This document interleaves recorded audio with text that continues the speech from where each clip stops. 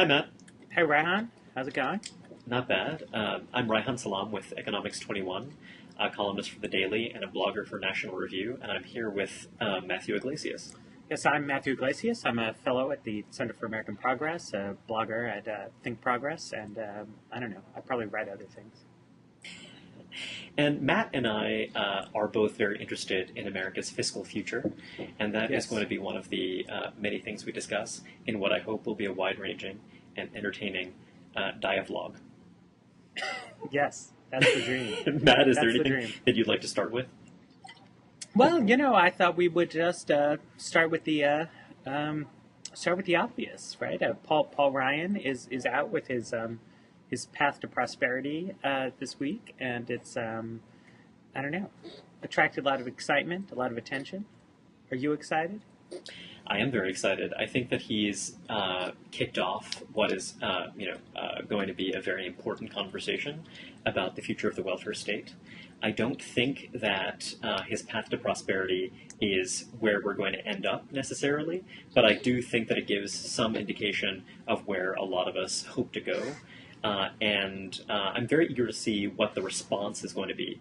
President Obama has talked about issuing a plan of his own, and we've heard from David Plouffe, if I'm pronouncing that correctly, this idea that the White House is going to propose what they call smart deficit reductions that aim to protect infrastructure spending and education spending, but that also will involve fairly serious cuts to the growth of Medicare.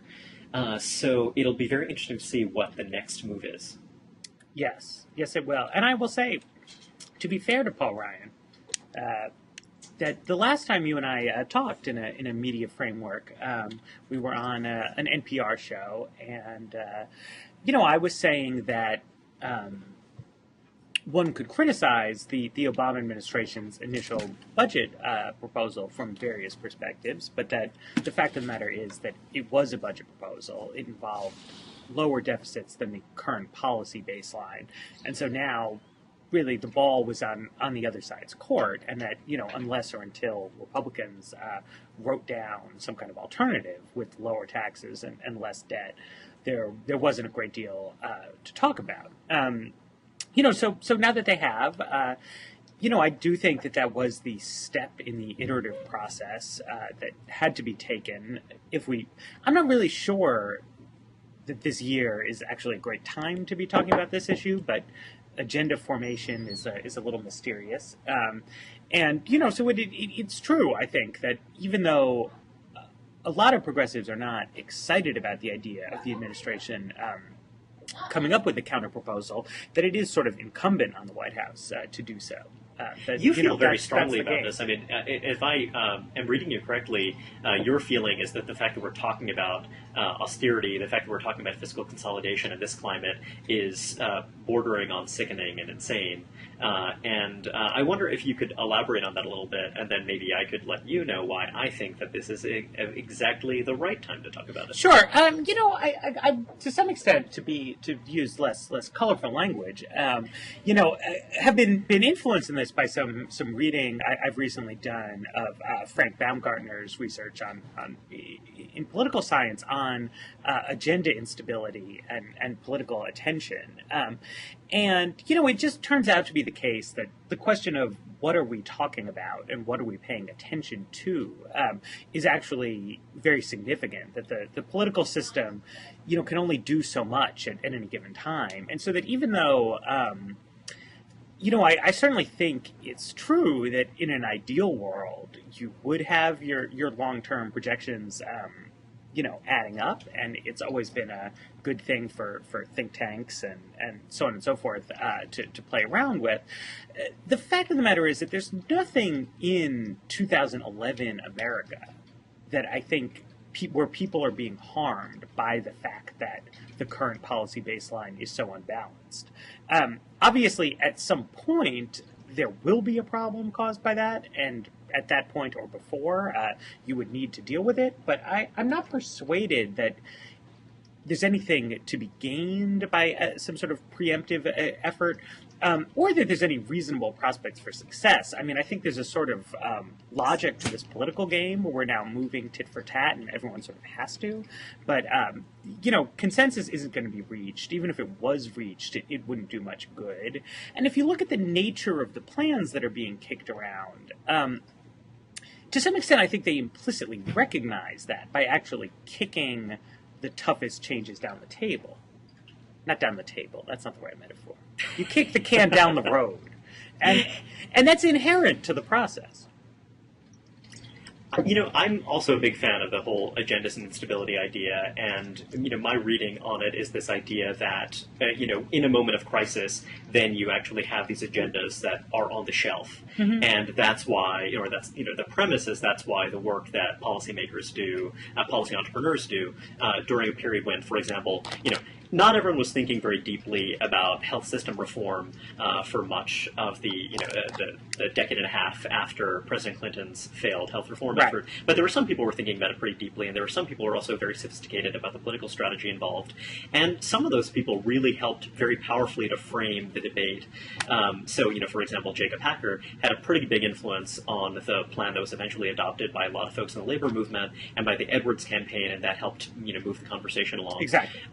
And my feeling is that, when you're talking about when is the right time for fiscal consolidation, I think that, the right time in theory is when times are flush, when the economy is growing, etc. But I think the trouble is that you're never going to have the political coalition in place to achieve, any kind of real consolidation, any kind of retrenchment when times are flush. Because, when you're swimming in tax revenues, Republican governors as well as Democratic governors are going to want to strengthen their position by improving the quality of public services, or, forget about improving the quality of public services, just hiring more public sector workers, because, that's a crude proxy for improving the quality of public services. And I think that, in a way, is what we saw over the course of the 2000s. Here's a period where, depending on right. No, I mean, I will say for state government, I buy that, and I think I've written that there's something.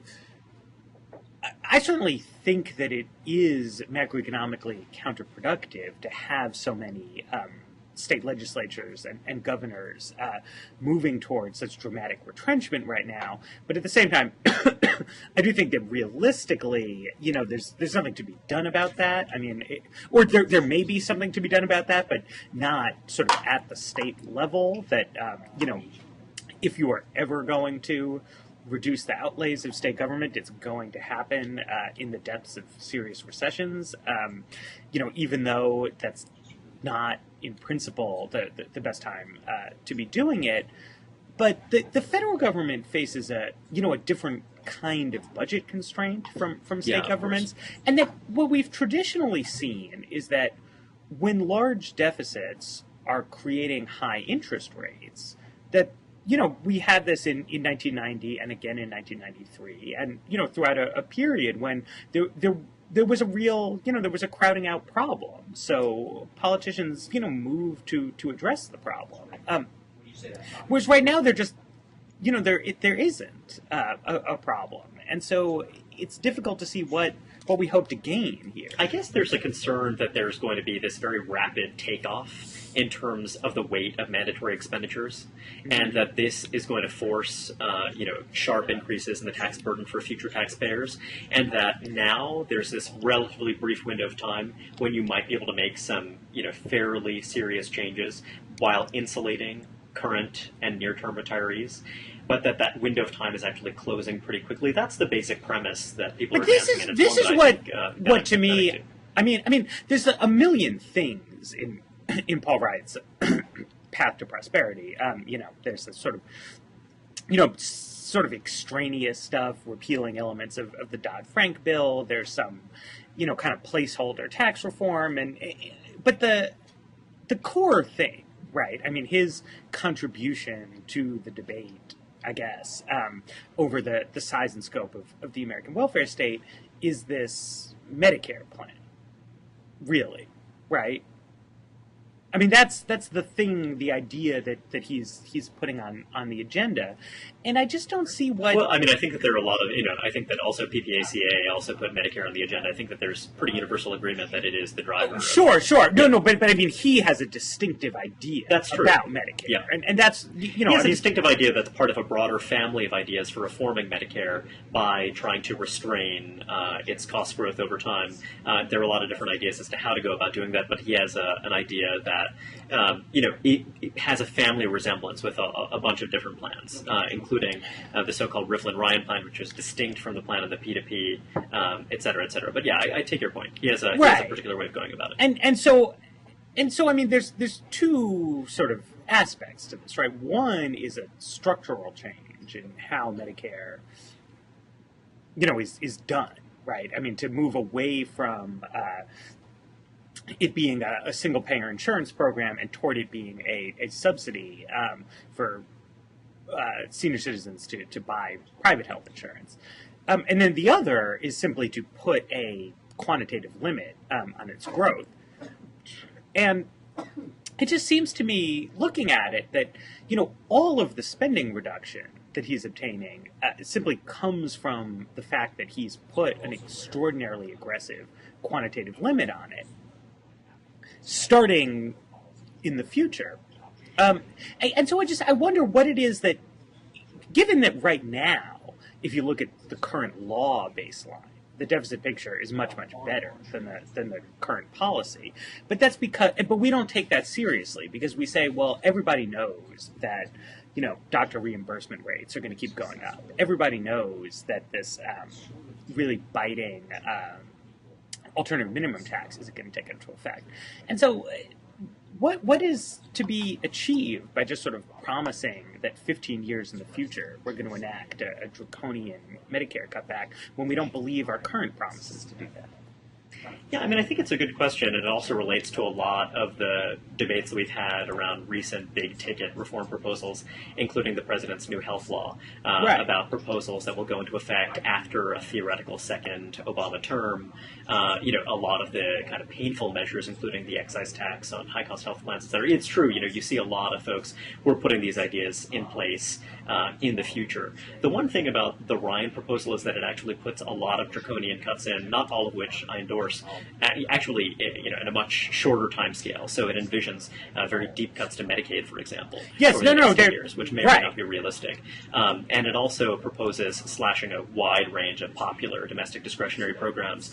It takes on a series of constituencies that are widely and rightly recognized as Republican constituencies. For example, a lot of rural farm supports. And while it isn't as hard on them as it is on future Medicare beneficiaries, in the sense of kind of tightening cost growth, it does make pretty deep cuts, deeper than anything that we've seen in recent years. So I think that they're going on a very broad front attack on a lot of pretty popular programs, which is one reason, by the way, why I think a lot of people described the proposal as courageous. Which is sure. And look, I mean, I've whatever. There's an ongoing dispute about that. I'm happy to concede Paul Ryan's courage, I guess, in promising to help giant banks and rich people at the expense of the poor, and the middle class, to kind of reduce payments to farmers and other popular constituencies, which is all good. No, but I mean, in terms of talking about the I mean, I don't think there's anything. I think he, in the long term, claims that domestic discretionary spending is going to shrink to 4% of GDP or something, but on some decades-long time horizon, and that's through no. Well, for one thing, I think that's stupid, but I mean, that's also just not, actually how policy gets made in the real world. There's these appropriation cycles, and we'll see what happens. But it's the Medicare. I mean, he's proposing, on the one hand, Medicare is definitely at the heart of the proposal. To drastically cut the spending on the Medicare, and at the same time to completely restructure it. And I think that what he would like you to think, what he would like me to think, and what he would like to be true, is that this privatizing of Medicare will actually save large sums of money, will be some much more efficient way of delivering a benefit to elderly people and that's why it becomes plausible to talk about the kind of reduced outlays I think that that's he's not dealing quite with. the dynamic that Chairman Ryan and the other folks who advocate this approach envision happening. I think that I think what you're not saying. I don't think that you're saying that it's about kind of cutting the administrative costs or what have you.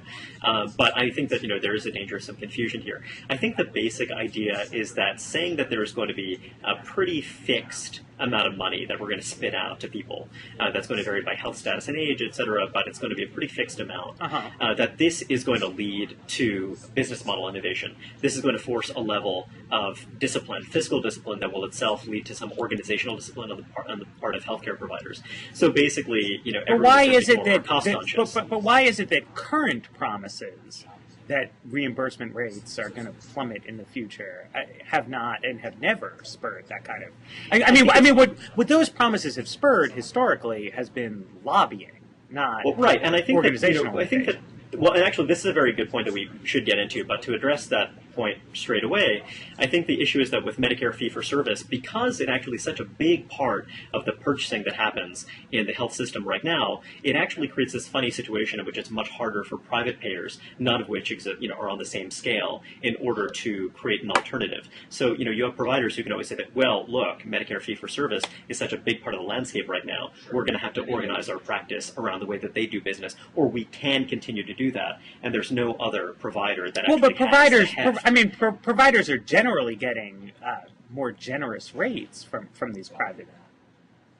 Yeah, that's true, but they still have payers. The alternative. They still have, they're still able to have, kind of a fifth of the system organized, Sure, so but if you were a provider, right? I mean, if you had a way to deliver services at a lower cost than you currently are, right? But to charge non-Medicare payers for it, that would be a huge profit opportunity right now, because the Medicare payments are much closer to marginal costs. And some people do it, right? I mean, in the big cities, right, in New York and LA, where you have a lot of rich people, some doctors do manage to engage in the innovation of refusing to take Medicare patients so as to spend time with high-paying patients. And then Medicaid has even lower reimbursement rates, so it's much more common to see people who won't accept those and just focus on the higher-paying clients. But in no case are we seeing that create the kind of innovations you might be hoping for. Well, actually, the thing is that almost everyone who's consuming medical insurance, it is going to be subsidized, whether it's happening through the tax system or whether or not it's happening more directly. So, I mean, I think that, the issue is that you're creating this situation in which you're, strongly encouraging overconsumption across the board. And I think that the idea is that if you were to actually reduce the extent of the subsidy, then you would actually, that kind of increase in cost consciousness across the board. And, you're talking about pretty large numbers of people who are actually not in that universe of people who are paying out of pocket. So it's true that can have this kind of, if you look at LASIK, for example, LASIK is a terrain where it's not subsidized insurance, and so you see actually a dramatic decline in costs. I think that, overall, that universe in which people are not receiving subsidized coverage, you actually do see a fair bit of innovation in terms of kind of cost savings. And I think that the idea is that, hopefully we'll see that spread throughout the system if you actually, make those subsidies narrower, predictable, and thus you encourage that kind of cost consciousness. Right, but I mean, I think it's worth being clearer on what it is this looks like. I mean, particularly if you if you eliminate the subsidies that exist on the tax side while drastically reducing the subsidies that exist via Medicare, you were talking about increasing. People will become more cost conscious qua consumers.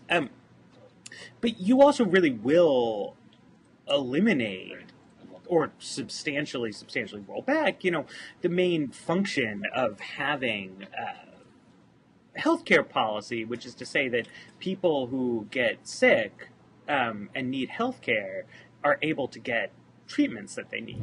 I mean, that's what I have to say I disagree pretty that's what this strongly. comes It down. reminds I me mean, of how people talk about the mortgage interest deduction. I mean, if you look at Canada, where they don't have a mortgage interest deduction along the lines of what we have here in the United States, they have rates of home ownership which are actually right around, if not a little bit higher. And I completely agree with you on home ownership. But I mean, if you look at here, it's not obvious to me that suddenly people are not going to be able to afford medical treatments, etc. I think that it's more likely that you're going to see the market adjust in a way where you're going to have a new sort of new providers that wouldn't have found it sensible to go into that field before. You're going to find new business models. You're going to find a lot of people who are also people are going to economize at the margin in terms of what they think they need. But I think that you're going to potentially get a better outcome in that scenario as well. I mean, that just seems like a wild, totally evidence-free plan. I mean, I guess I see what you're saying.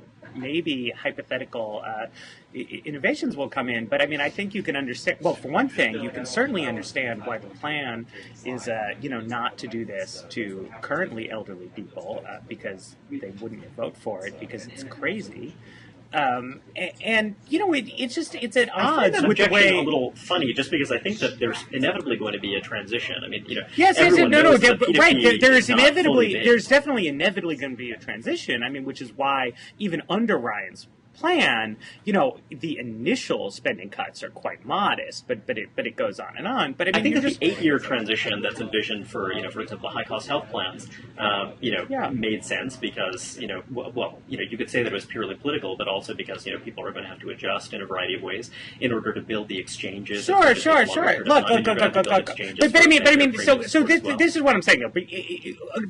What is being proposed here is a leap into the dark, into a universe where healthcare treatments that currently exist, people will not be able to buy.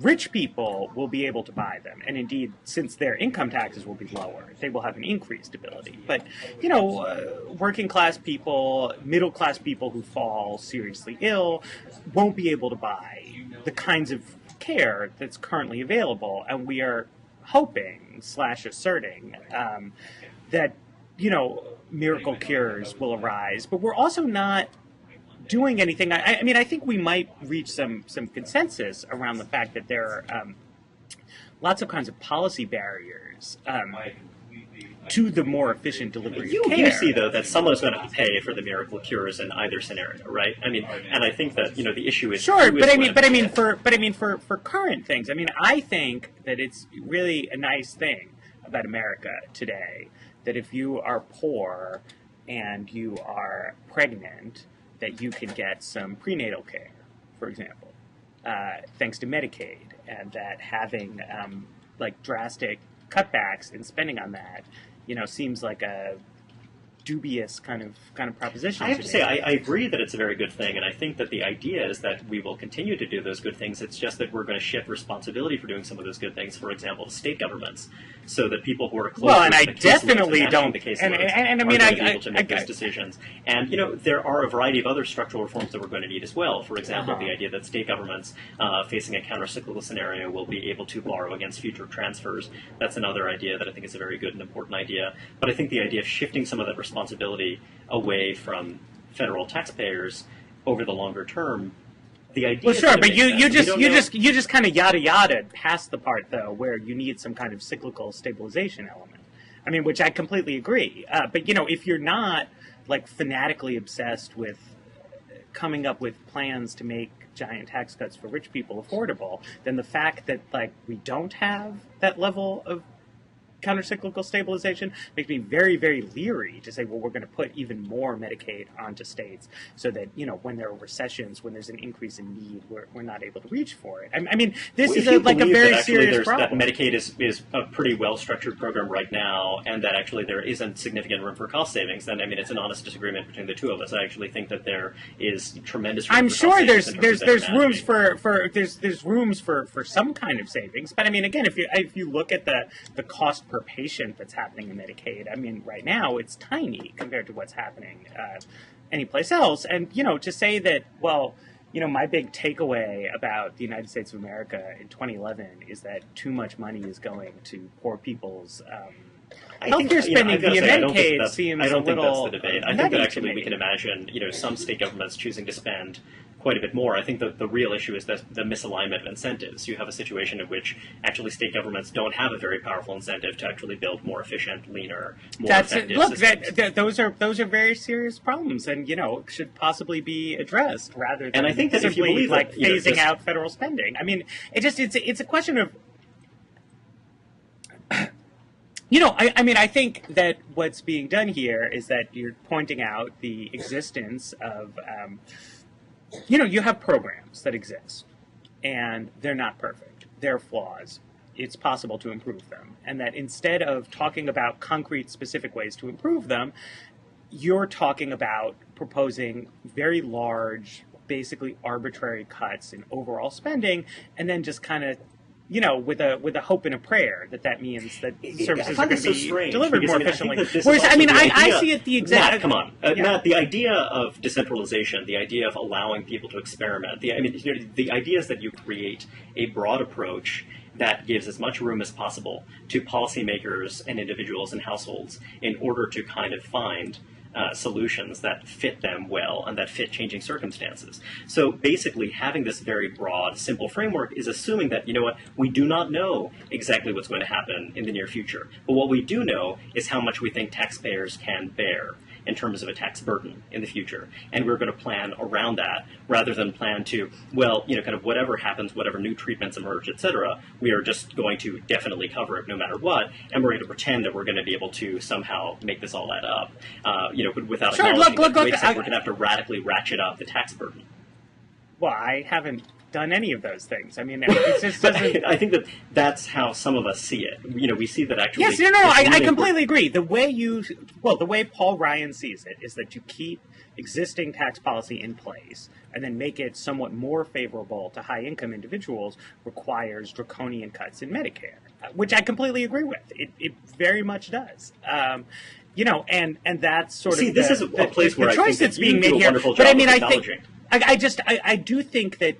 What should be acknowledged here is that this is a dispute.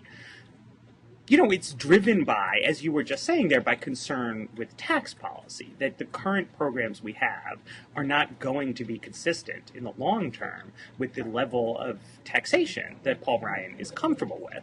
And that's what's, sort of driving the chain here. It's not that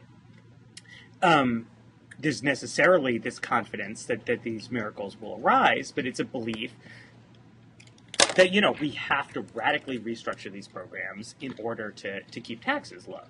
Yeah, it's very Which simple. I think is true. If we want to keep... I think that it's fair to say that, look, we should have a much higher tax burden. That's, that's perfectly consistent with having, a more prosperous, high-growth society, and, that should be where we should place our efforts. And, I'm not... And I think that's disagreement. Sure, right, but I'm just... It is, right. And the point is that I think that is the nub of the disagreement here, which is not about Medicare savings per se. I mean, I am definitely a believer in the idea that we need to look hard at the public programs we have. We have to work on ways to make them more efficient. That I think this is something that progressives sometimes underplay, which is that, if the idea is to deliver services to people, it's very important to look at the efficacy with which that's being done. But precisely the reason that, I prefer to talk about concrete steps that, we think we have evidence that doing this differently will improve something, is preferable, is that I think it's possible and desirable to raise additional revenue and also take in additional immigrants as the main way of preserving the, basic structure of what we have here. One thing about, there's a lot to talk about there, but the one thing about taking in additional immigrants as a strategy is, one of the issues when you're thinking about a dependency ratio is when you're taking in immigrants as children, for example, there's the cost associated with educating them, and of course, you're going to have to also kind of address the cost of retirement and related expenditures later on. So it's not obvious to me that I think that, there could be all kinds of reasons why we want to accept more immigrants, but I've never totally understood the fiscal case for it. I mean, you could also say that ask immigrants, the sort of CBO. later arrivals, they tend to have a higher fertility rate, but of course they tend to approach that of natives pretty quickly, Right. within the space of a generation or two. So, I mean, is it fair? Do you really see immigration as a kind of strategy for addressing a long-term fiscal imbalance? Well, I mean, I don't see that as the primary reason to do it, but it's not just immigration's impact on demographics, but I mean, immigration, particularly immigration of higher skilled workers or workers who are just more complementary to the current pool that we have, also increases the growth rate in a per capita level. It's a more efficient labor market. Well, that's an area where we agree. I mean, I'm definitely which is something that we should be doing. Welcoming more high-skilled immigrants. Right. I've never kind of bought the idea they would make that big a difference on the fiscal side. Although, I do buy that, kind of if it does kind of help kick up. It depends. The growth It depends who it is. Sort of, yeah. And also, I mean, you could tailor immigration policy more specifically to improving the fiscal status of retirement programs. Our current policy vis-a-vis who comes in, what kind of taxes they pay, what kind of benefits they get, is not at all structured with that in mind. But you could certainly, try to say, well, we could become much more welcoming to people who want to come here legally, but make them take some kind of hit on the retirement benefits that they will be earning in the future in exchange for taxes that they pay, which, would be, I think, a positive sum interaction for everybody involved. Just to be very clear, I don't want to move away too far from the Medicare discussion, just to kind of put a button on it. I think that your view, and tell me if I'm mischaracterizing it, is that talking about serious, concrete proposals to rein in Medicare expenditures is a lot better than the hand-wavy approach of just saying that we're going to reduce these expenditures by X amount by, kind of having this kind of very kind of fixed amount that we're giving to premium support and growing it at this, kind of very crazily low level. Because that latter approach is just hand-wavy and just imagines that all these great things are going to happen, whereas the concrete approach is trying to use the best evidence that we have at hand in order to take a realistic shot at reducing those expenditures. Is that a fair characterization? Well, that's part of it, but I mean, there's actually two different things in play there. And one is simply just that insofar as we're going to rely on caps in overall spending, which I think there's a case for, actually a pretty good case for saying we should have a global budget cap that's consistent with the basic single-payer structure of Medicare. Medicare is actually quite unusual, as I understand it, in being sort of unbudgeted, the way that it is, where it's just however many procedures happen to get done. The formula goes out that the Canadian version of Medicare, has, there's a certain amount of money appropriated for it, and it pays for an amount of services that's dictated by that, and then there's some effort to ascertain, what's a cost-effective use of those dollars. Yeah. So that would be my approach to capping the growth of the program, would be to separate out this idea of like, of what are we going to cap it at, what's realistic, then how is that cap implemented, but keep a unified structure in place. I think that what the Affordable Care Act does is a different kind of hand wave, where since you don't have a real expenditure cap, it's not clear that any of the specific changes ever get done. Yeah, I mean, I think that there have been a lot of ideas, including an idea from three economists, health economists based at the University of Minnesota. They wrote a wonderful book called Bringing Market Prices to Medicare for AEI Press. And the idea there was that let's set a fixed benefit and then allow Medicare fee-for-service and private providers, Medicare Advantage plans, to bid on offering that fixed benefit. And the Medicare premium support model is different still, because it's saying that, no, we're not going to set this fixed benefit. We're going to have this amount of premium support, and, basically you're going to have to spend more than that, sort of if you choose, benefit level X. So if benefit level X becomes markedly more expensive, and the premium support level doesn't keep up with that, then you're going to have to pay for it out of pocket, whether or not you use, kind of Plan X or Plan Y. I the reason why I prefer that form of hand waviness is because I believe that it allows for more experimentation and more diversity in terms of the approaches taken by providers. And that is totally hand wavy. It's the definition of it.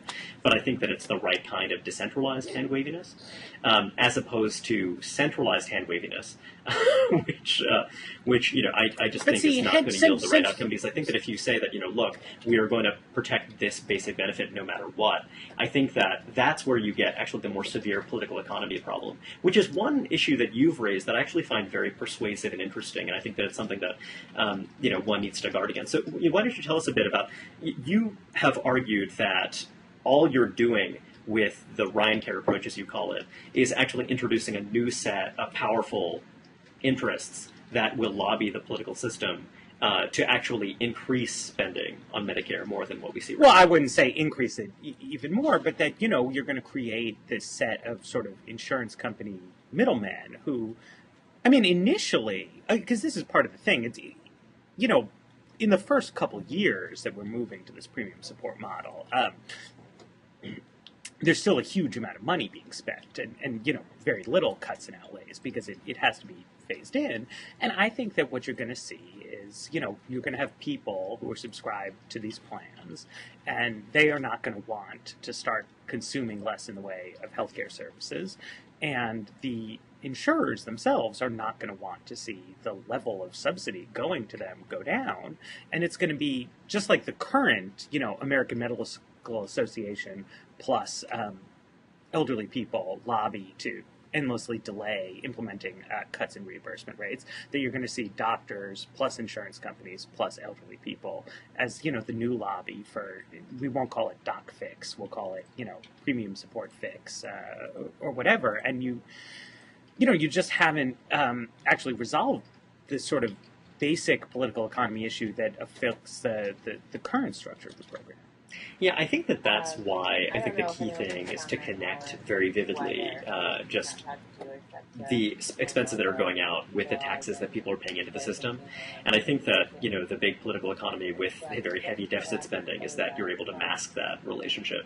Yes. I think that that's true. And I think, in an ideal political world, whatever the federal subsidy to healthcare is, and however it's delivered, everyone would get it. It wouldn't be that, it's one system for people who are old and it's a different system for people who are young. It would be one thing, although old people would use more of it. And it would have some specific tax, that's paying for it.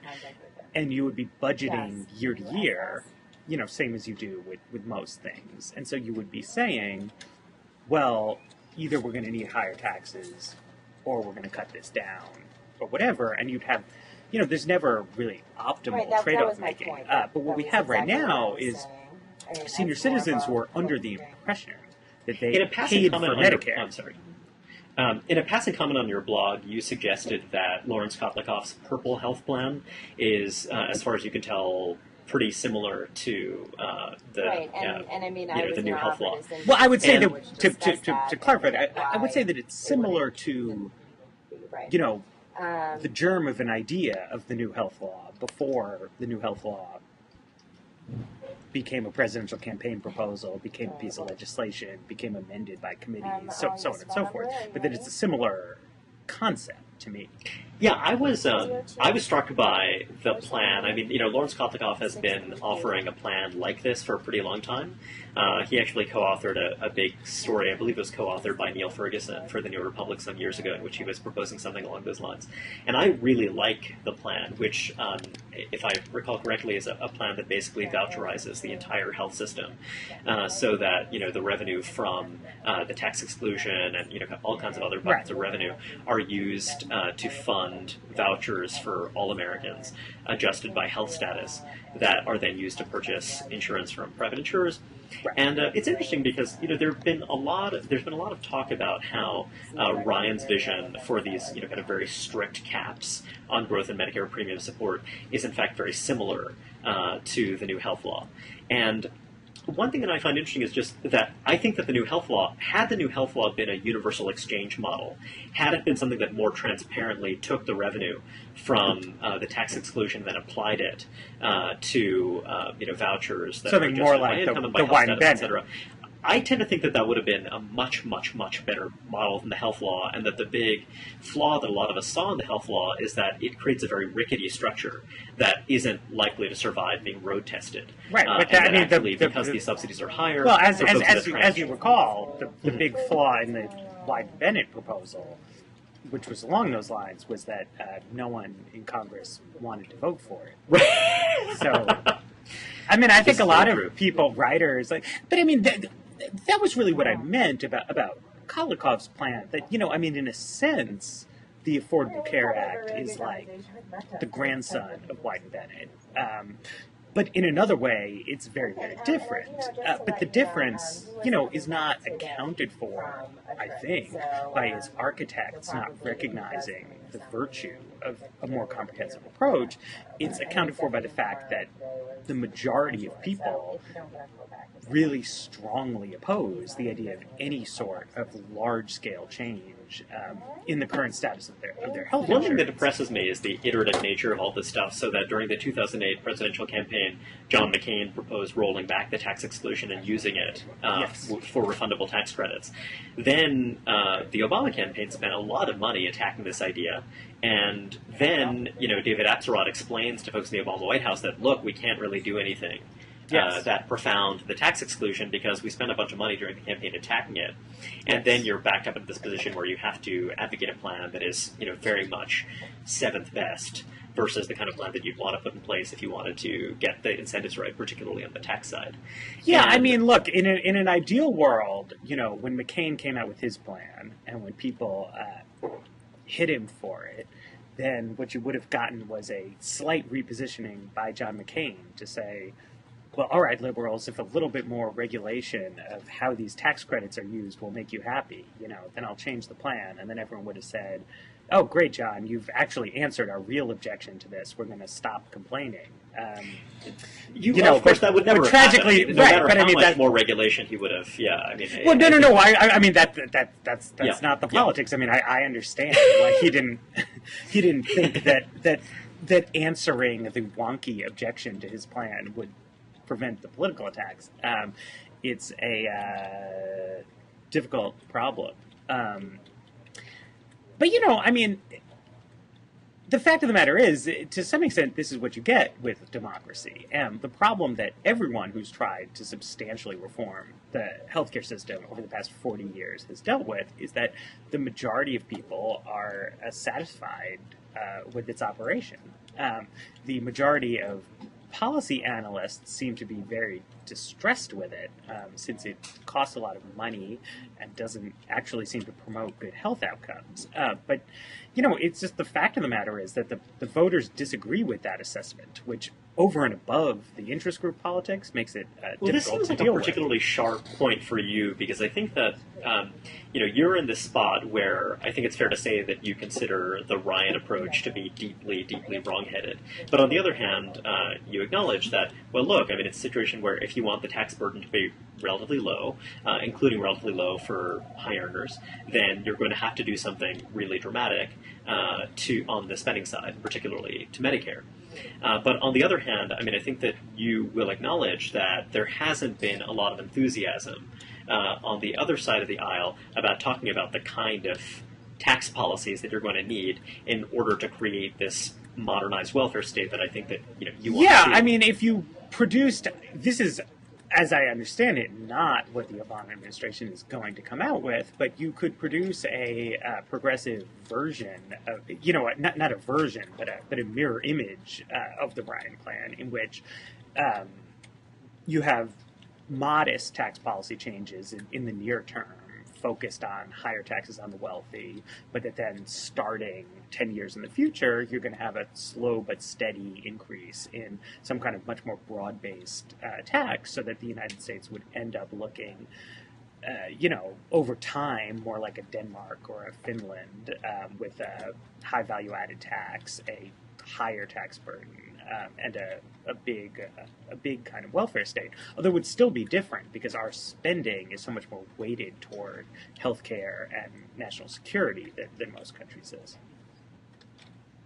Yeah, well, one thing, this is a little tangential, but I mean, I think that it's interesting to me how just the way your mental model of the world has so much to do with how you look at these different issues. So, my mental model of the world is one in which if you give clear rules to the road and, if there's a sense that there's going to be this real spending discipline, then you're going to see more innovation in terms of payment innovation, in terms of kind of offering more lower cost services, in the realm of medical care and also other realms as well.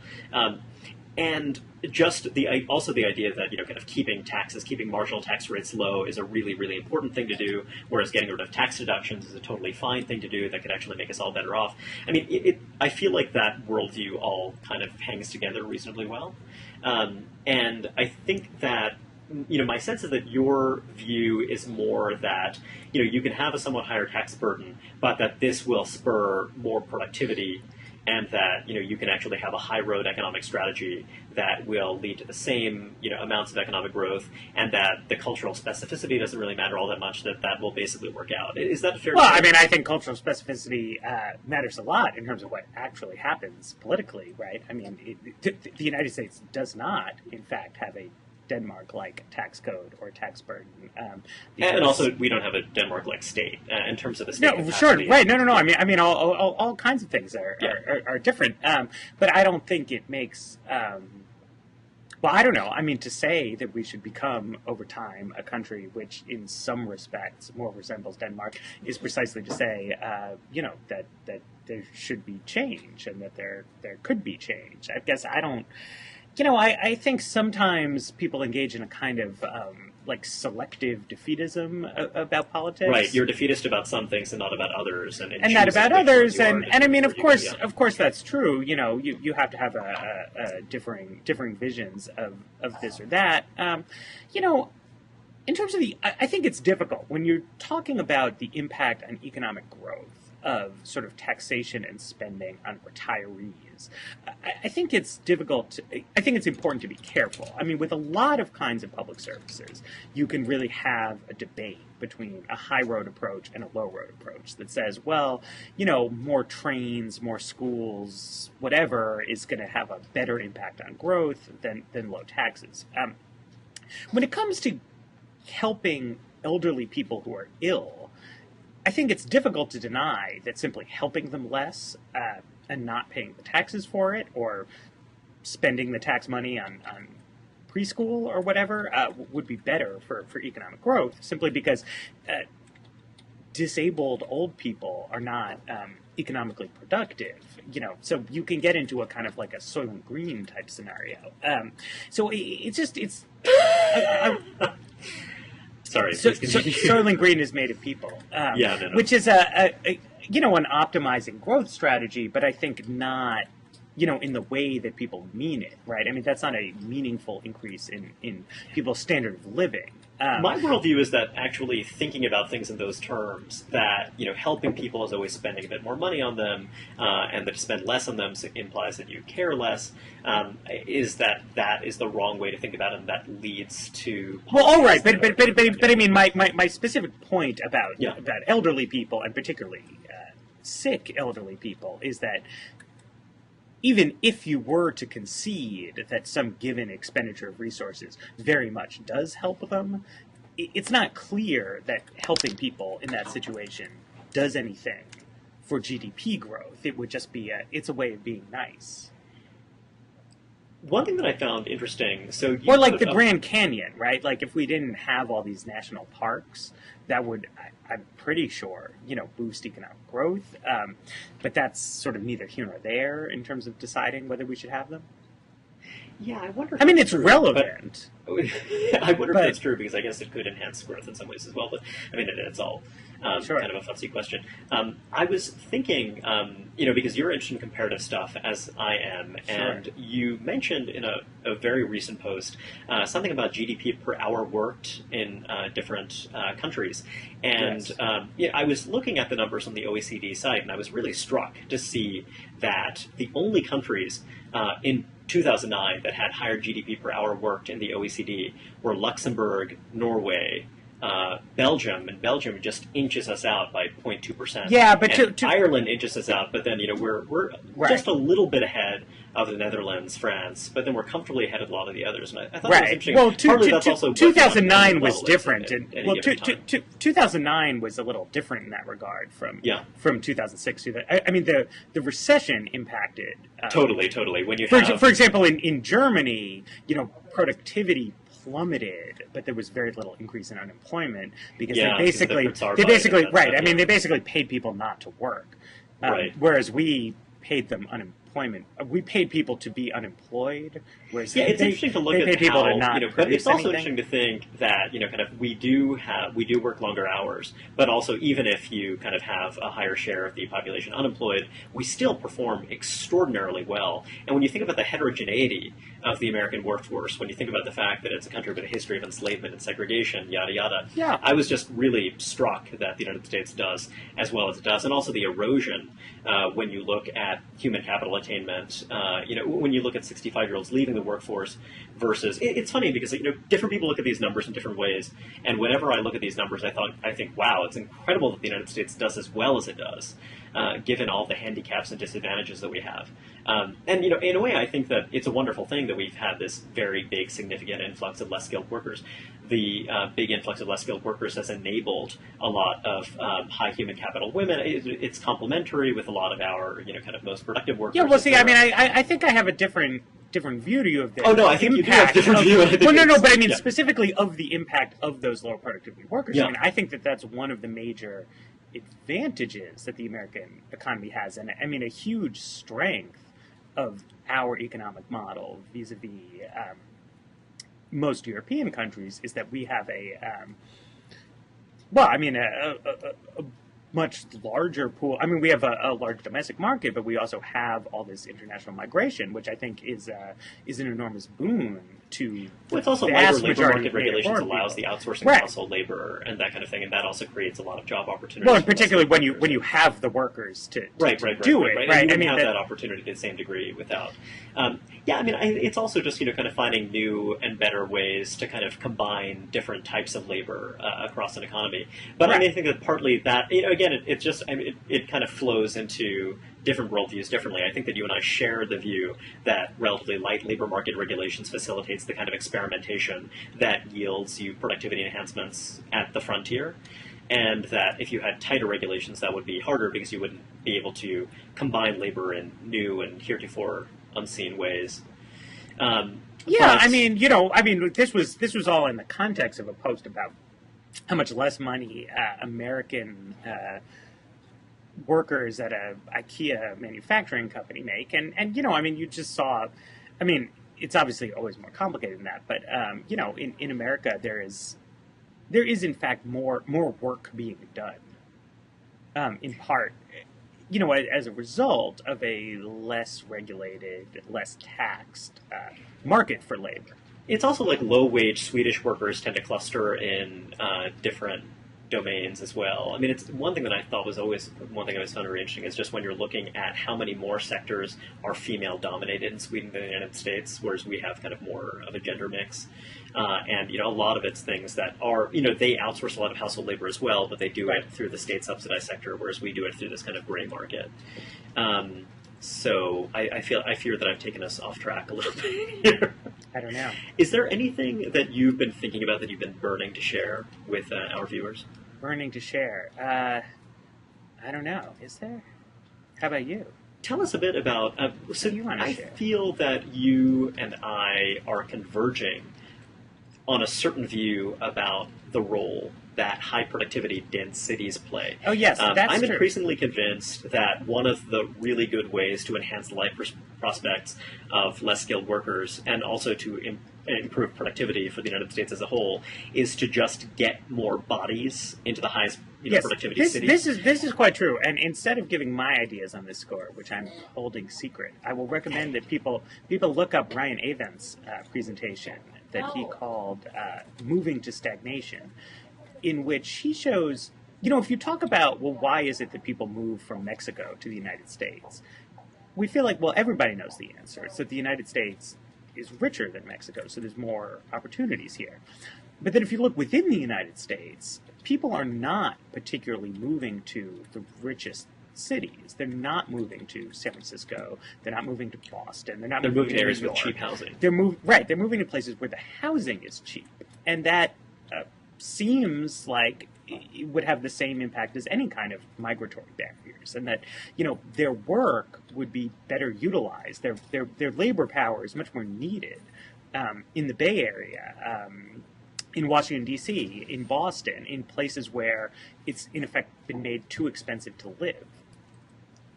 Well, so before we leave the Blogging Heads audience, I was thinking that it might be fun for us to reduce our characterizations of our fellow interlocutor to something that would make an effective political soundbite.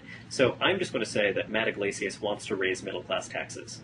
I think that in itself would be fatal to your political future. Now, I want to give you an opportunity to describe what I would do, the terrible things that I would do.